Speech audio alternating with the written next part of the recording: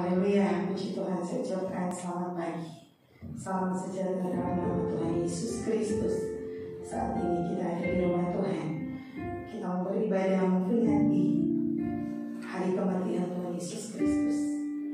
Kita telah mati buat saya dan saudara. Untuk itu saat ini kita serahkan kehidupan kita. Kita mau beribadah kepada Tuhan. Kita inginkan pujian tiada yang seindah kasih-Mu Yesus. Terima kasih Tuhan Yesus. Haleluya Yesus. Haleluya Yesus.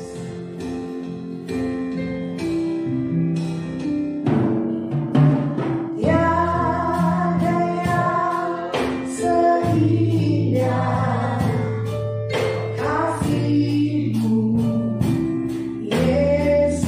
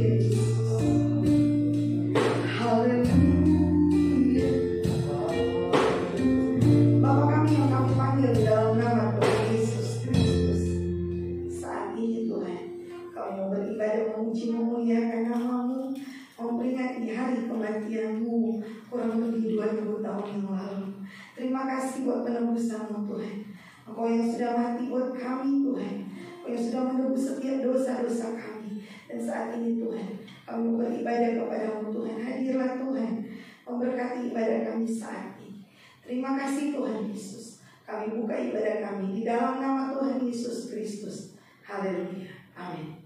Puji Tuhan, sekarang kita berdiri, nyanyikan pujian kasih Yesus lebih dari semua.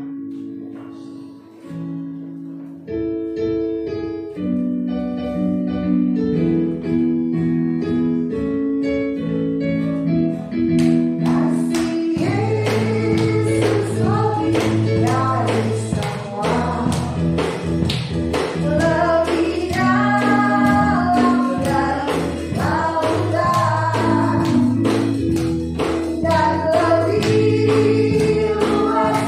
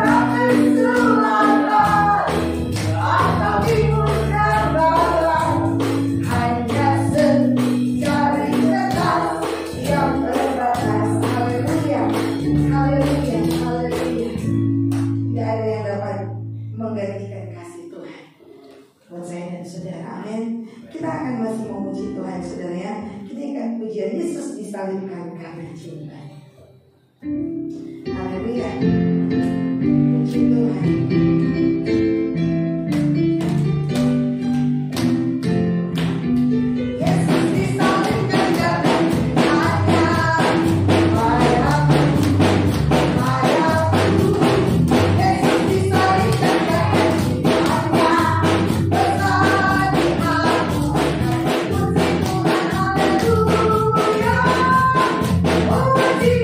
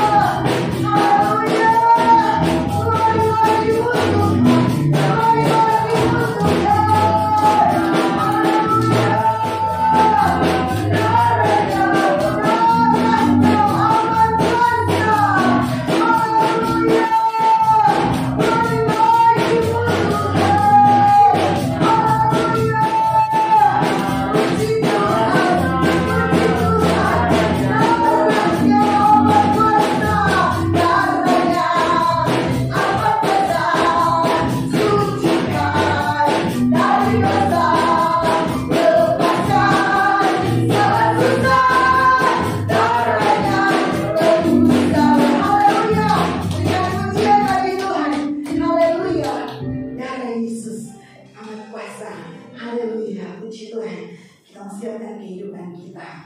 Kita masuk untuk mendengarkan kebenaran firman Tuhan. Kita ingin pujian pada satu bukit jauh dari sini. Haleluya Yesus. Haleluya Yesus. Haleluya Yesus. Terima kasih Tuhan Yesus. Terima kasih Tuhan Yesus.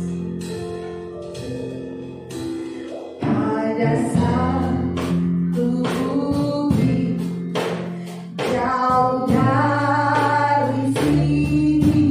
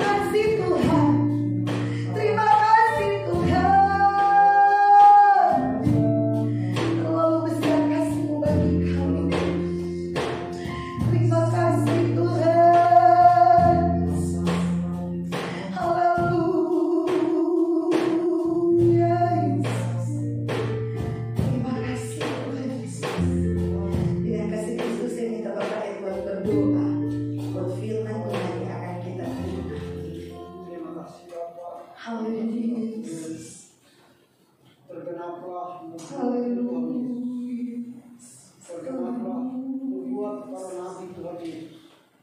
Bahwa Engkau datang sebagai manusia untuk menebus kami. Sebenarnya ini yang harus kami tanggung jawab Tuhan Yesus. Yang kami pikul Tuhan Yesus. Tapi dengan kasih-Mu yang begitu besar, Engkau nyatakan lewat Putra-Mu Tuhan Yesus. Sehingga Putra-Mu rela mati untuk kami boleh memiliki hidup ini. Terima kasih. Untuk kami boleh hidup Tuhan Yesus. Terima kasih atas kasih-Mu yang begitu besar untuk kami Bapa. Dalam nama Tuhan Yesus. Biar kematian ini Tuhan Yesus mengingatkan kami bahwa kasih-Mu begitu besar terhadap kami Bapa. Terhadap dunia ini Bapa. Engkau mengasihi kami Bapa. Di dalam nama Tuhan Yesus. Sekarang kami akan mendengarkan firman kebenaran-Mu Bapa. Haleluya. Berkati kami Bapa. Mampukan kami Bapa untuk kami mengerti firman. Amin. Untuk kami memahami kebenaran firman dengan baik Bapa. Sehingga kami boleh tahu bahwa Engkau berjuru selamat di dalam hidup kami Bapa. Engkau mati untuk kami Bapa. Haleluya. Terima kasih Bapa. Berfirmanlah kepada kami Bapa. Kami siap untuk mendengarkan firman kebenaran-Mu. Haleluya. Amin. Amin. Silakan sekarang dulu. Silakan kepada Bapak Pembina.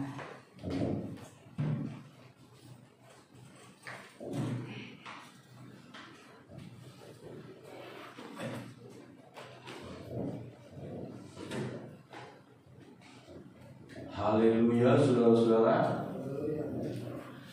Saya ucapkan selamat Paskah bagi kita, yaitu memperingati hari pengorbanan Yesus Kristus di atas kayu salib.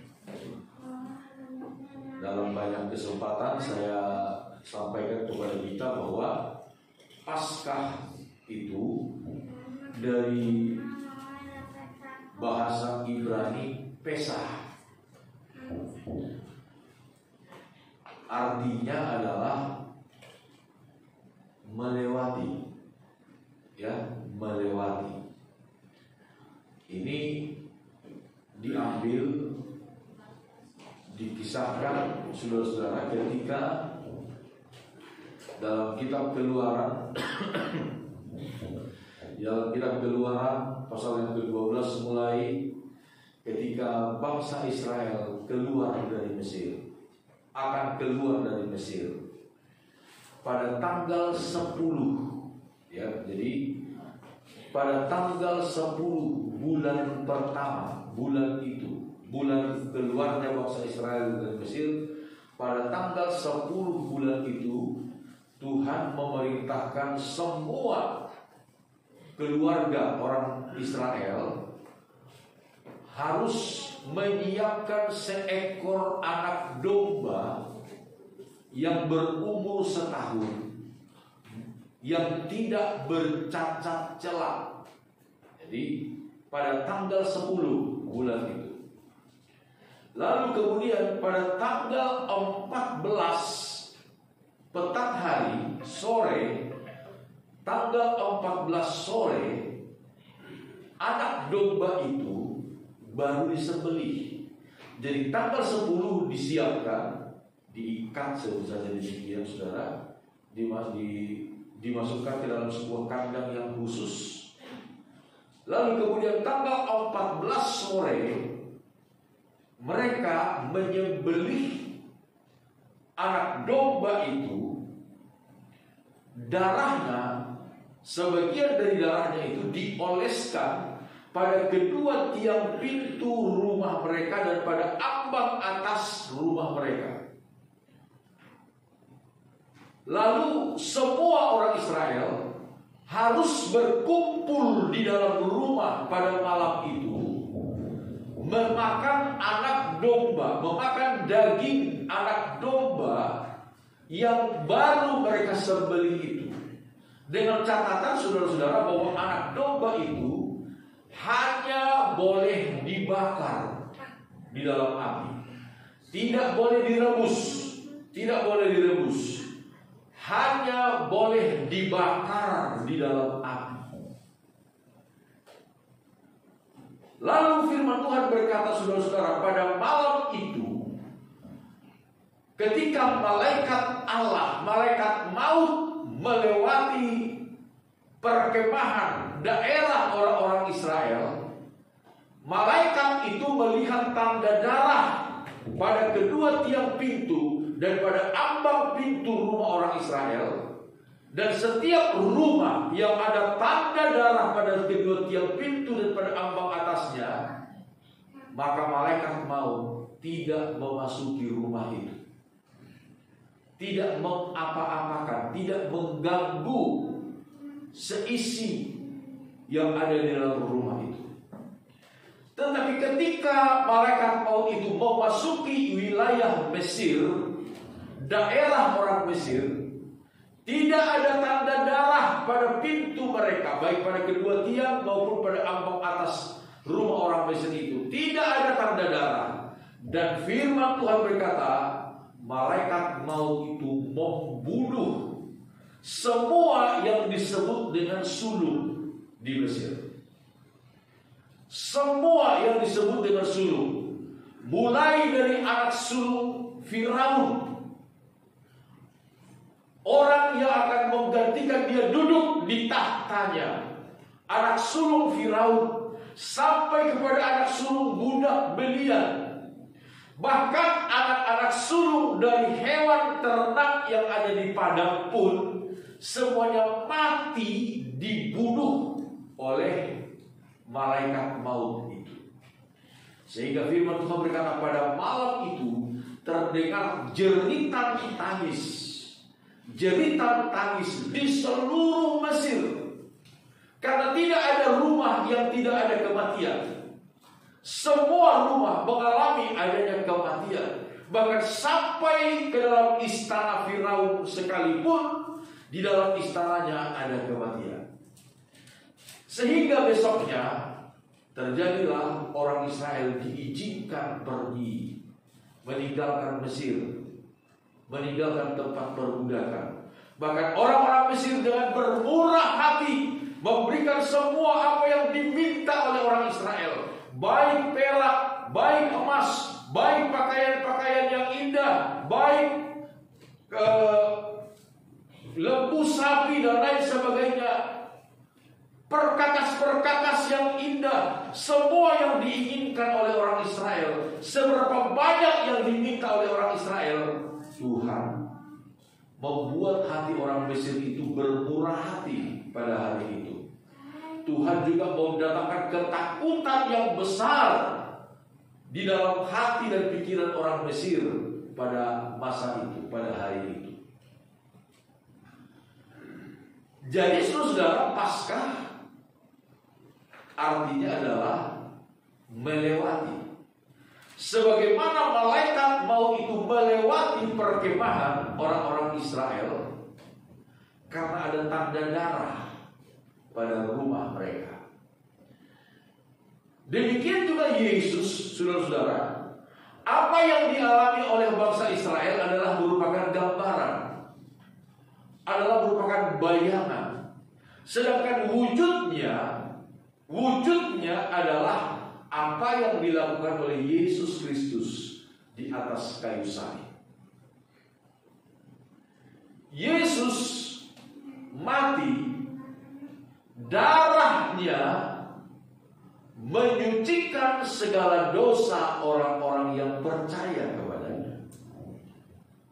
Setiap orang yang menerima Dia di dalam hatinya, mengaku Yesus Kristus sebagai Tuhan dengan mulutnya, percaya kepadanya di dalam hati masing-masing, maka darah Yesus memercik di dalam rohnya, di dalam hati nuraninya, tidak terlihat oleh mata, tetapi itu terjadi di dalam roh, saudara-saudara, dan itu menyucikan segala dosa. Kalau anak domba Paskah yang darahnya meluputkan orang-orang Israel dari kematian yang diakibatkan oleh malaikat maut, maka darah Yesus akan meluputkan manusia kelak dari murka Allah yang akan datang. Saudara-saudara, kita melihat firman Tuhan yang disampaikan oleh Paulus di dalam kitab 1 Korintus pasal yang ke-15. Sebuah pasal yang sangat penting yang ditegaskan oleh firman Tuhan bagi kita. Satu berita yang sangat penting yang harus diketahui. Ayat 3. Sebab yang sangat penting telah kusampaikan kepadamu, yaitu apa yang telah kuterima sendiri, ialah bahwa Yesus Kristus telah mati karena dosa-dosa kita sesuai dengan kitab suci. Saudara, firman Tuhan ini dengan tegas berkata, Yesus Kristus telah mati karena segala dosa-dosa kita sesuai dengan apa yang disebut dalam kitab suci.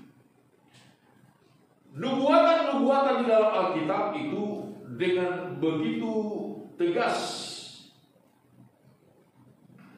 menggambarkan, menceritakan tentang kematian Tuhan Yesus.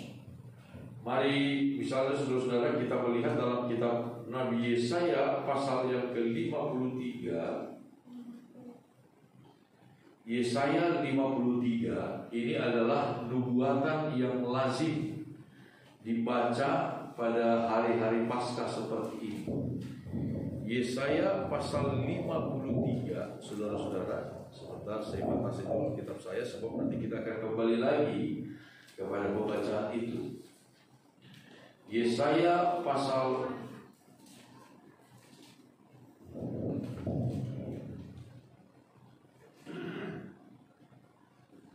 53. Kita membaca mulai dari ayat yang ke-5.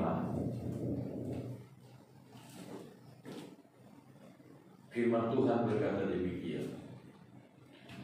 Yesaya 53 ayat yang ke-5. Tetapi dia tertikam oleh karena pemberontakan kita. Dia diremukkan oleh karena kejahatan kita. Ganjaran yang mendatangkan keselamatan bagi kita ditimpakan kepadanya, dan oleh bilur-bilurnya kita menjadi sembuh. Ayat 6. Kita sekalian sesat seperti domba, masing-masing kita mengambil jalannya sendiri. Tetapi Tuhan telah menimpakan kepadanya kejahatan kita sekalian.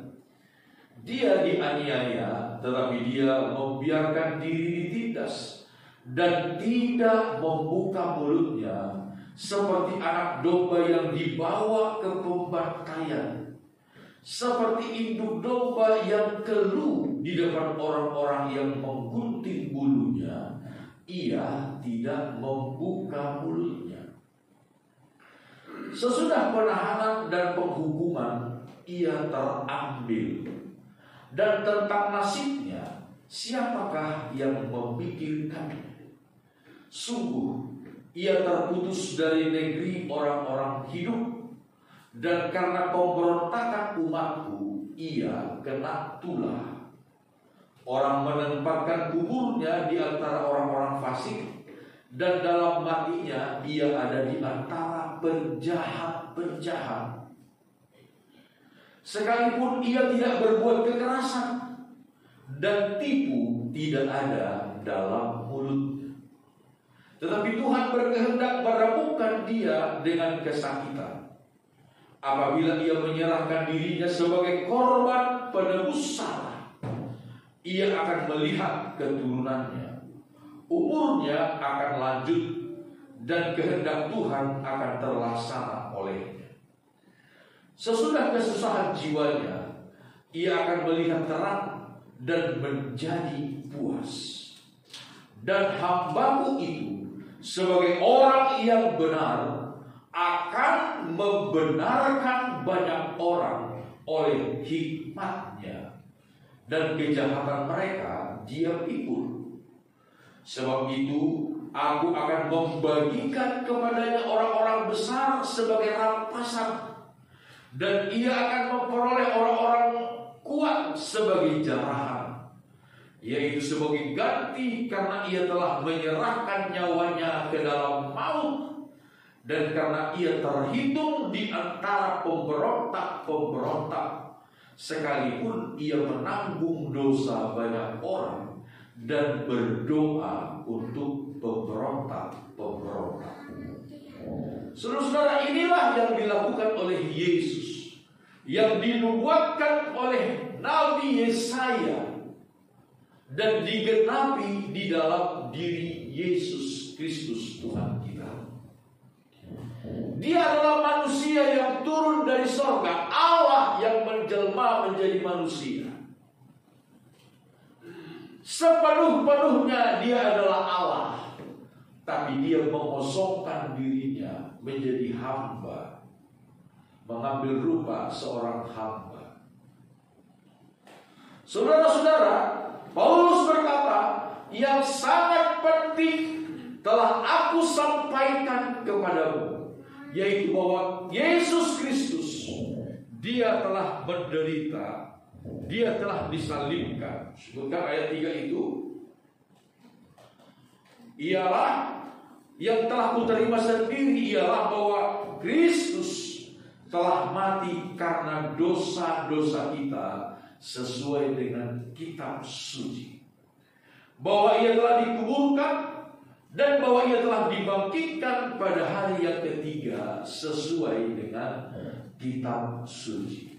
Saudara-saudara, kita melihat nubuatan tentang apa yang dialami oleh Yesus sudah disampaikan jauh hari sebelumnya oleh Nabi Yesaya. Jadi persis seperti yang dinubuatkan oleh nabi-nabi di zaman perjanjian lama, itulah yang terjadi kepada Yesus. Bagaimana Yesus berdoa di Taman Getsemani? Dia berdoa untuk orang-orang jahat, untuk pemberontak-pemberontak, untuk orang-orang durhaka. Bagaimana Yesus mengalami penderitaan dan siksaan, itu semua disebutkan di dalam pasal yang ke-53 ini. Misalnya kita melihat ayat yang mulai dari ayat 1, saudara-saudara. Yesaya 53 ayat 1. Siapakah yang percaya kepada berita yang kami dengar? Dan kepada siapakah tangan kekuasaan Tuhan dinyatakan? Sebagai tahu ia tumbuh di hadapan Tuhan, dan sebagai tunas dari tanah kering. Ia tidak tampak, dan semaraknya pun tidak ada, sehingga kita memandang dia, dan rupa pun tidak, sehingga kita menginginkannya. Ayat 3.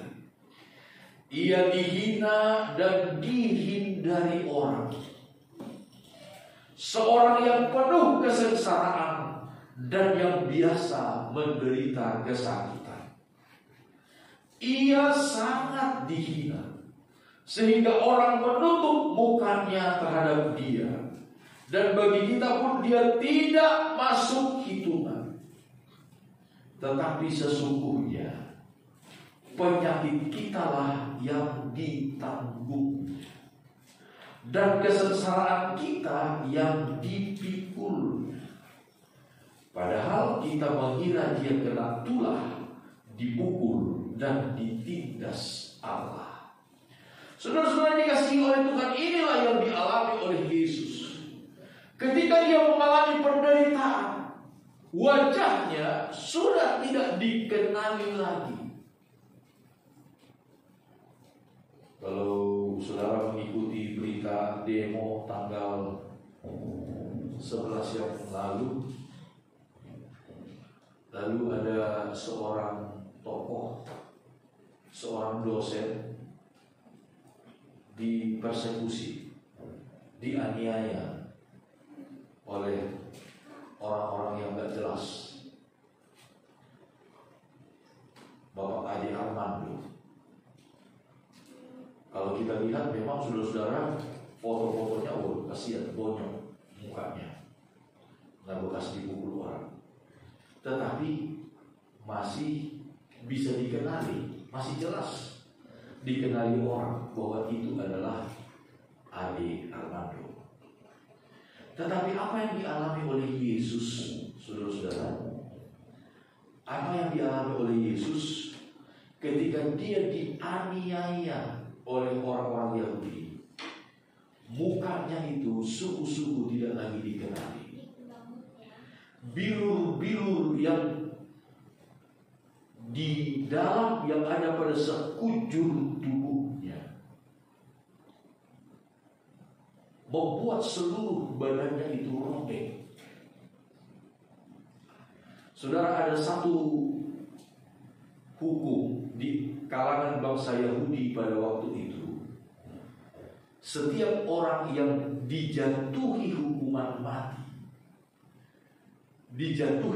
mati, maka sebelum dia dihukum mati, si tersangka itu, si terdakwa itu akan dicambuk sebanyak 40 kali cambukan. 40 kali cambukan. Kalau Paulus, saudara-saudara, dia tidak pernah mengalami 40 kali cambukan, hanya 39 kali. Itu kalau dia tidak dihukum mati.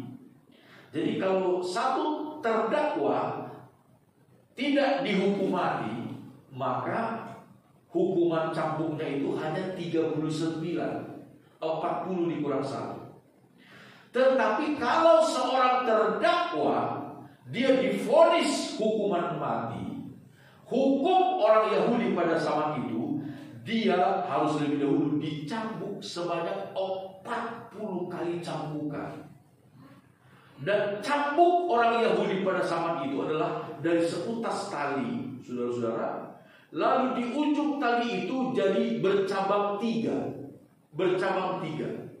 Dan di ujung setiap cabang itu ada kaitan dari besi, seperti pancing, saudara-saudara. Seperti pancing, ujung pancing ada kaitan di setiap ujung dari cabang tali itu, sehingga kita bisa bayangkan betapa hebatnya penderitaan yang dialami oleh Yesus ketika tubuhnya dicambuk sebanyak 40 kali cambukan, membuat tidak ada satu bagian di dalam tubuhnya yang tidak terluka, Saudara, beberapa belas tahun lalu, mungkin juga 20-an tahun yang lalu, ada satu peristiwa terjadi di Singapura, negara tetangga kita. Singapura juga pada masa itu, saya tidak tahu apakah sampai sekarang ada, mengenal ada hukuman cambuk bagi orang yang melakukan pelanggaran. Itu di Singapura. Lalu ketika itu ada seorang warga negara Amerika.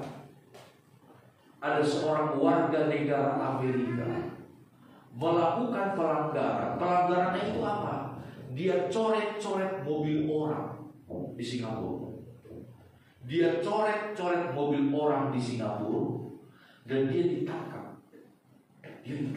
Dan dijatuhi hukuman cambuk.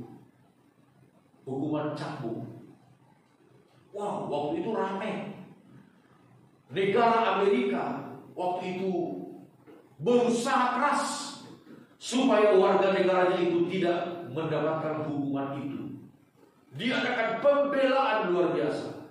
Tetapi Singapura tetap kokoh pada pendiriannya, harus dijatuhi hukuman cambuk. Dan dicambuk. Itu remaja itu dicambuk, saudara. pakai rotan oleh algojo. Dicambuk pada bagian apa? Maaf cakap, dicambuk pada bagian pahanya ke atas, pada bagian belakangnya. Dan para ahli berkata, itu satu kali pukulan dari algojo itu akan mendatangkan bekas pukulan, bekas yang mungkin tidak akan hilang seumur hidupnya. Bekas dari luka itu, bekas dari pukulan itu, padahal itu hanya pakai rotan, tidak ada benda tajam di situ. Tapi karena dilakukan oleh seorang algojo, dia akan dicambuk begitu rupa, dan bekasnya itu tidak akan hilang untuk mendatangkan efek jerah bagi orang lain. Yesus, dia dicambuk 40 kali dengan cambukan yang bercabang 3, dan di ujung setiap cabang itu ada pemain besi yang merobek seluruh bagian tubuh dari Yesus, sehingga mukanya tidak lagi dapat dikenali. Dia mengalami penderitaan yang maha hebat. Tapi justru firman Tuhan berkata, oleh bilur-bilurnya itulah kita menjadi sembuh. Amin, saudara. Oleh bilur-bilurnya kita menjadi sembuh. Dia yang tidak mengenal dosa. Minggu lalu baru saya sampaikan firman Tuhan ini bagi kita. Dia yang tidak mengenal dosa telah dibuat menjadi dosa, supaya kita dibenarkan di hadapan Allah. Saudara-saudara, apa yang dikatakan oleh penulis kitab Ibrani dalam kitab Ibrani pasal yang kedua tentang kuasa kematian Yesus. Saudara-saudara, Ibrani pasal yang kedua, saya membaca mulai dari ayat yang ke-9, saudara-saudara. Tapi memang sebaiknya kita membaca mulai dari ayat yang ke-5. Tapi tidak mengapa, saya baca saja mulai dari ayat yang ke-9. Tetapi dia yang untuk waktu yang singkat dibuat sedikit lebih rendah daripada malaikat-malaikat, yaitu Yesus, kita lihat, yang oleh karena penderitaan maut dimahkotai dengan kemuliaan dan hormat, supaya oleh kasih karunia Allah ia mengalami maut bagi semua manusia. Sebab memang sesuai dengan keadaan Allah yang baginya dan olehnya segala sesuatu dijadikan, yaitu Allah yang membawa banyak orang kepada kemuliaan, juga menyempurnakan Yesus yang memimpin mereka kepada keselamatan dengan penderitaan. Sebab ia yang menguduskan, dan mereka yang dikuduskan, mereka semua berasal dari satu. Itulah sebabnya ia tidak malu menyebut mereka saudara. Ayat 12, katanya, aku akan memberitakan namamu kepada saudara-saudaraku, dan memuji-muji engkau di tengah-tengah jemaat. Dan lagi, aku akan menaruh kepercayaan kepadanya. Dan lagi, sesungguhnya inilah aku dan anak-anak yang telah diberikan Allah kepadaku. Ayat 14, karena anak-anak itu adalah anak-anak dari darah dan daging, yaitu kita, saudara, maka ia juga, Yesus juga, menjadi sama dengan mereka dan mendapat bagian dalam keadaan mereka memiliki darah dan daging, Yesus. Supaya apa? Supaya oleh kematiannya ia memusnahkan dia, yaitu iblis yang berkuasa atas maut. Amin, saudara. Tujuan kematian Yesus sangat jelas. Yesus datang ke dalam dunia ini, menjelma menjadi manusia, menjadi sama dengan kita, memiliki darah dan daging, memiliki tubuh. Walaupun dia adalah Allah sesungguh-sungguhnya. Tetapi ketika dia menjadi manusia, dia mati sebagai manusia, supaya oleh kematiannya ia justru memusnahkan memusnahkan iblis yang berkuasa atas maut. Saudara-saudara, inilah hikmat Allah, kebijaksanaan Allah yang tidak dimengerti sebelumnya oleh setan, oleh iblis. Kalau iblis, seandainya iblis mengerti tentang pikiran Allah ini, pasti dia tidak akan mau menyalibkan Yesus. Karena justru penyaliban Yesus itulah yang mendatangkan kekalahan total bagi iblis. Pasti dia tidak akan mau menggoda Yudas untuk menjual Yesus. Pasti dia tidak akan mau menggoda orang pemuka-pemuka agama Yahudi untuk membunuh Yesus. Tapi iblis, dia tidak mengerti. Itu sebabnya iblis itu tidak maha tahu. Ketika Yesus disalibkan, sangkanya si iblis dia sudah menang. Karena Allah yang ada di dalam diri Yesus itu sudah mati. Tapi justru kematian Yesus itulah Alkitab berkata, oleh kematiannya ia memusnahkan iblis yang berkuasa atas maut. Lalu disebutkan pada ayat berikutnya, dan ayat 15, dan supaya dengan jalan demikian ia membebaskan mereka yang seumur hidupnya berada dalam perhambaan oleh karena takutnya terhadap maut. Amin, saudara. Jadi oleh kematian Yesus kita dimerdekakan, kita dibebaskan dari perhambaan iblis, dari ketakutan kepada iblis. Saudara-saudara, iman kita kepada Yesus Kristus mengalahkan dunia. Amin, saudara. Mengalahkan dunia. Iman kita kepada Yesus Kristus mengalahkan segala kuasa iblis. Itu sebabnya kita bersyukur kepada Tuhan, saudara.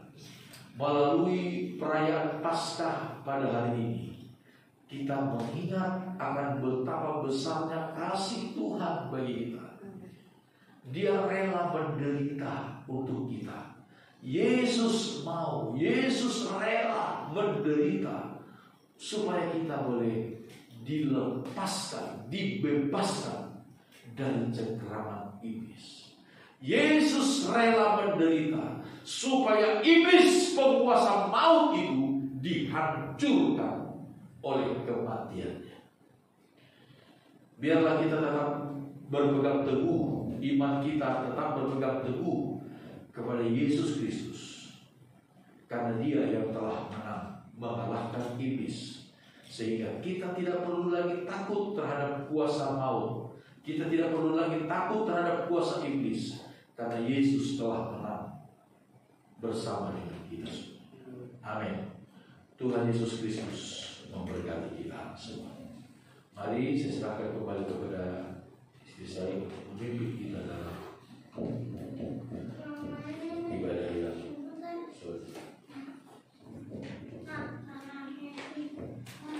Haleluya. Kita telah diberkati oleh kebenaran firman Tuhan. Kita akan berdoa mensyukuri firman Tuhan yang sudah kita terima. Sebelum kita serahkan diri, kita akan pujian. Ku yakin bahwa korban Yesus disalib. Haleluya. Puji Tuhan. Haleluya Yesus. Haleluya, haleluya Yesus. Terima kasih Tuhan Yesus. Haleluya, haleluya Yesus. Ku yakin bahwa korban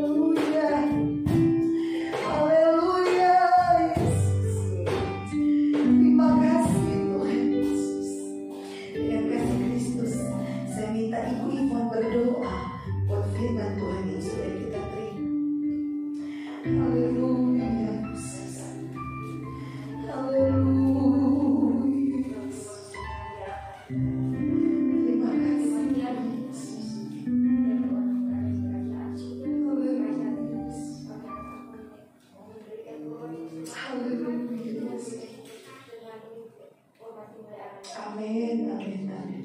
Terima kasih Tuhan Yesus. Amin, puji Tuhan. Silakan duduk. Kita akan memberikan gurun persembahan satu kali saja. Kita ingin ujian andai kata semua laut adalah kita. Haleluya.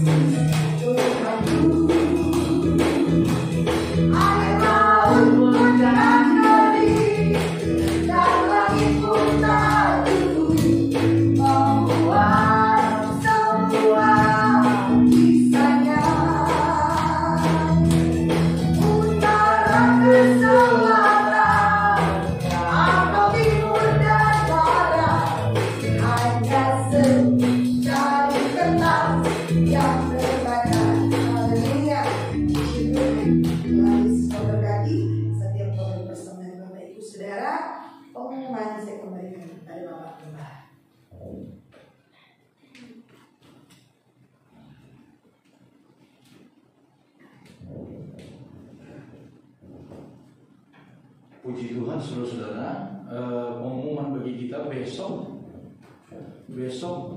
di tempat ini, saudara-saudara, ada acara pemberkatan nikah bagi satu pasang yang sudah sekian waktu mereka mengikuti konseling pranikah. Itu ketentuan kita, saudara ya. Kalau mau meminta pelayanan pemberkatan nikah harus mengikuti konseling lebih dahulu. Jangan sampai kita kecolongan istilahnya.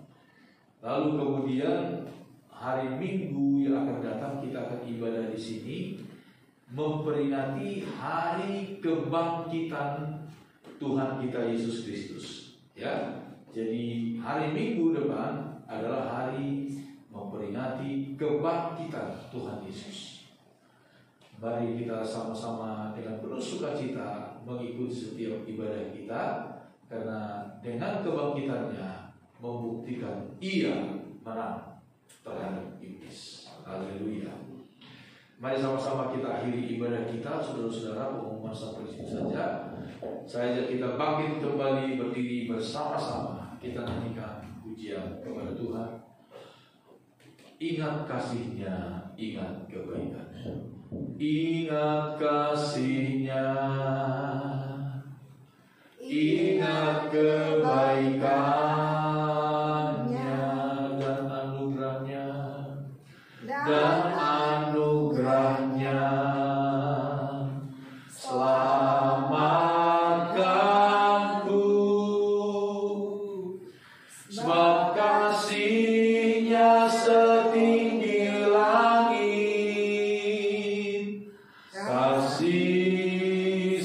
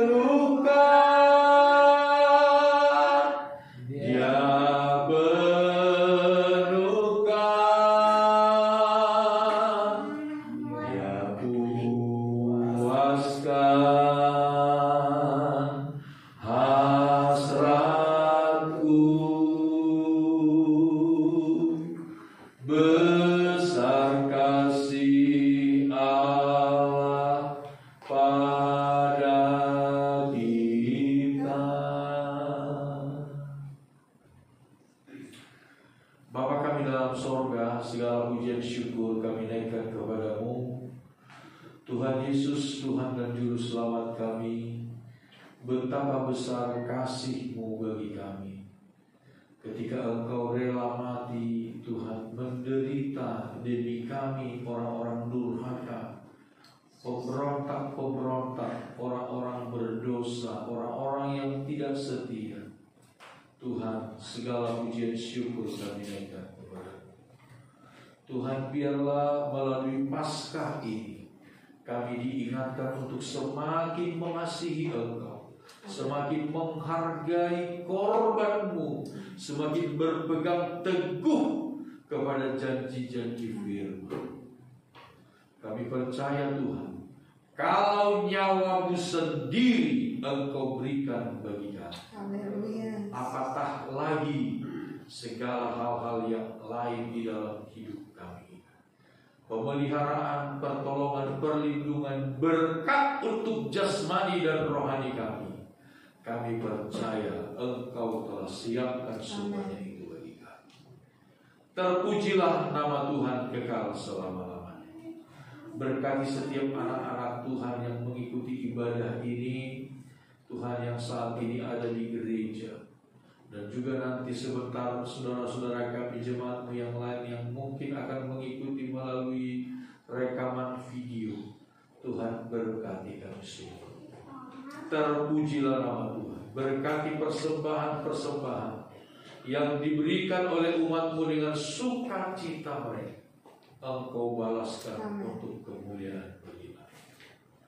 Inilah doa dan permohonan kami ya Bapa. Segala pujian syukur kami naikkan kepada Tuhan. Kami serahkan jalannya ibadah kami di sepanjang minggu yang masih akan kami jalani. Teristimewa buat ibadah hari Minggu, hari di mana kami memperingati kebangkitan-Mu Yesus dari antara orang mati, membuktikan bahwa Engkau hidup, membuktikan bahwa Engkau telah mengalahkan iblis, menghancurkan iblis yang berkuasa atas maut. Tuhan, biarlah kami boleh beribadah dengan penuh sukacita, kegembiraan, karena Engkau Allah kami yang telah menang. Kami pun menjadi lebih daripada pemenang, bukan dengan kekuatan kehebatan kami, tapi karena Engkau Yesus yang telah menang menggantikan kami. Terpujilah nama Tuhan. Sementara kami akan pulang ke tempat kami masing-masing, kami serahkan seluruh hidup kami ke dalam tangan. Bahkan di hari-hari ini Tuhan, Engkau-lah yang memberkati, menjaga, melindungi, memelihara, bahkan mendandani kami umat-Mu. Terpujilah nama Tuhan. Sekarang saudara-saudaraku yang dikasihi oleh Tuhan, angkat kedua tanganmu, kita arahkan hati pikiran kita kepada Tuhan, memohonkan berkat dari Tuhan. Saudara-saudaraku, percayalah kepada Tuhan dengan segenap hatimu, dan jangan bersandar kepada pengertianmu sendiri. Akuilah Tuhan dalam segala lakumu, maka Tuhan akan meluruskan jalanmu, sehingga damai sejahtera dari Allah yang adalah Bapa kita, serta kasih karunia yang melimpah dari Yesus Kristus, Tuhan dan Juru Selamat kita, serta persekutuan bersama dengan Roh Kudus, Allah penolong, penghibur dan pembela kita, itu selalu nyata menyertai saya dan saudara kita semua hari ini, bahkan sampai pada hari Maranatha, hari kedatangan Yesus kembali. Terimalah berkat Tuhan di dalam nama Tuhan Yesus Kristus. Haleluya. Semua yang percaya katakan sama-sama. Amin. Selamat siang, Tuhan memberkati.